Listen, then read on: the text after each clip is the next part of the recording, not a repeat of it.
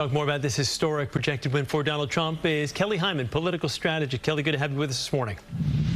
Good to see you. Hey, so Good morning. let's talk about this. What did Trump do differently this time to ensure that he got so many key votes, not only in just the battleground states, but I'm looking at a number here. He improved on his 2020 margin in almost 2,400 counties nationwide.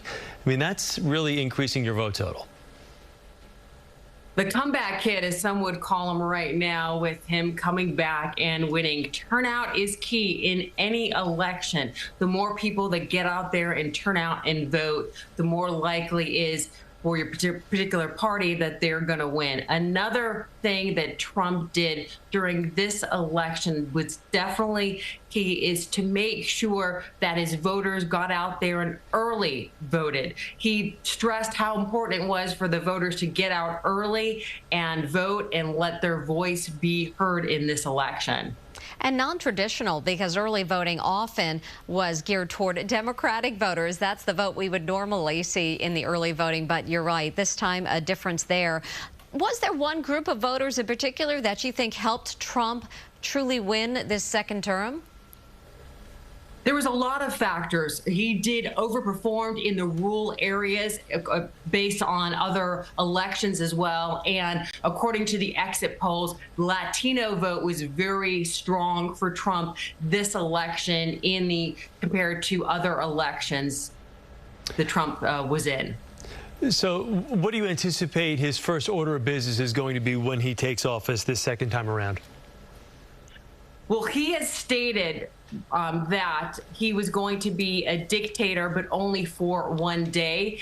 But he's also said counter to that as well. Other things that he stated is that he will fire the special counsel. The special counsel has been assigned to oversee the criminal federal charges against Trump. So most likely Trump will fire him, and those criminal charges, the federal ones, will disappear. Trump has also said that on his first day in office that he is going to pardon some of the people on the Capitol that were charged with federal crimes, not all of them as well. Those are some of the things that he said that he is going to do on his first day in office. As you were saying, really an unprecedented legal situation here, as he is scheduled to be sentenced in a New York criminal court later this month after being convicted of falsifying business records. So how do you actually see that playing out? Will it just be wiped away?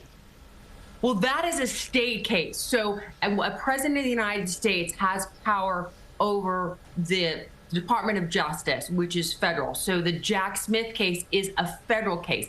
He does not have power over the state. So that state case will still go forward. Now, ultimately will be up to that state court judge whether he makes a determination if Trump should do jail time or he should just do probation or pay some kind of fine. So that state case will not go away. Also, the state case in Georgia, since that is a state case, that does not go away as well.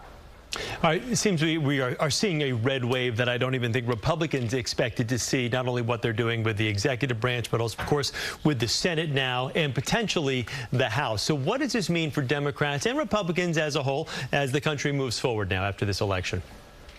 Well, it's important for our country to move forward and hopefully unite and work together for our country, because ultimately that's what's important for the American people. That's what drives the American people to the polls. One of the key things for the American people to vote was the economy, also immigration and abortion rights. So it's important for the newly elected people in office to work for the American people. Now, right now, it's going to be President Trump, and the Senate is going to be red. We don't know about the House of Representatives, but Congress needs to act. And so if it is Democrat and Republican, the Congress, then they need to work together to make sure that they help the American people and move us forward. Political strategist Kelly Hyman, thanks for joining us.